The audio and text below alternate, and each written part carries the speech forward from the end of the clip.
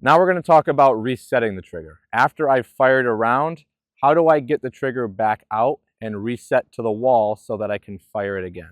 Okay, there are three common ways that we see people resetting the trigger. The first two of which I don't advocate for. I advocate for the third, which is an in-flight reset. The first is pinning to the rear. So if you take a look, I'm on the wall. I crack the round, the slide cycles, but my finger is still back. Then I start to release the trigger until I hear that audible click. That audible click means that the trigger is now reset and I can fire the gun again. The issue with pinning to the rear is the entire time that I haven't reset it, I cannot fire the gun again. So it is really important that I get to that reset as soon as possible.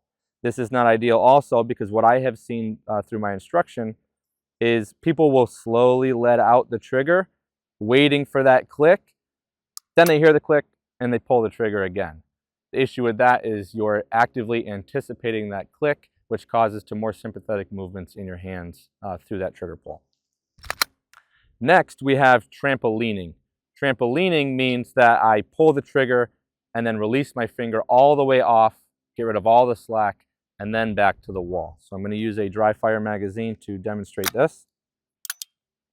So what you can see is I prep to the wall, I click the round, and then my finger comes all the way off, trigger fully extended, all the slack back out in the trigger.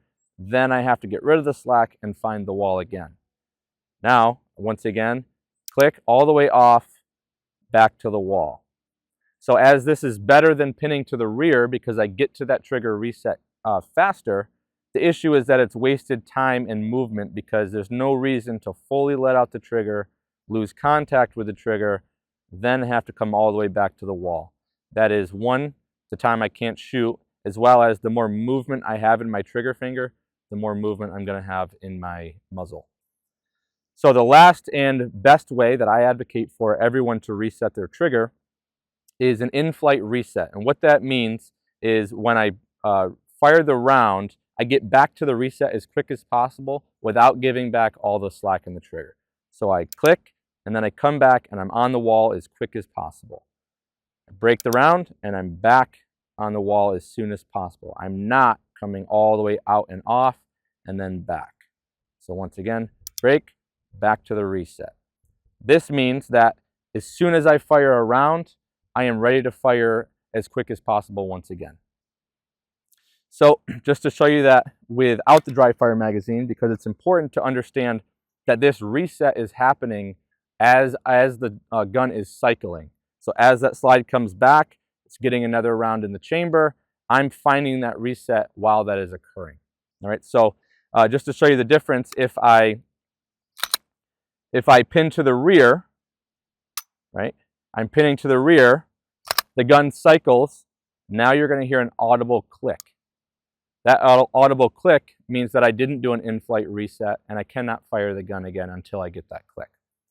The in-flight reset, you're not going to hear that click when the gun cycles because I'm going to find the wall during the cycling of the gun.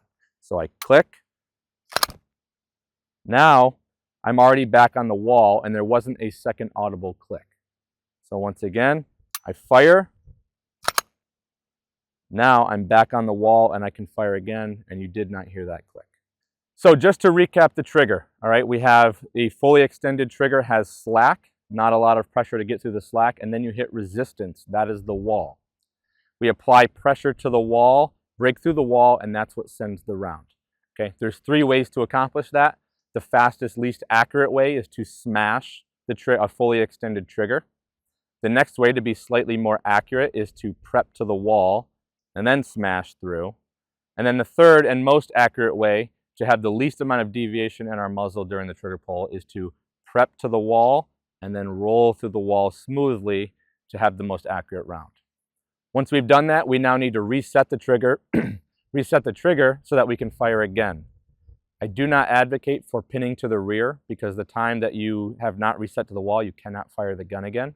And I do not advocate for trampolining because it is wasted time and movement that leads to more inaccuracies with the trigger pull. So what I do advocate for is an in-flight reset, and that means getting back to that wall during the cycling of the gun so that we're ready to fire as soon as possible.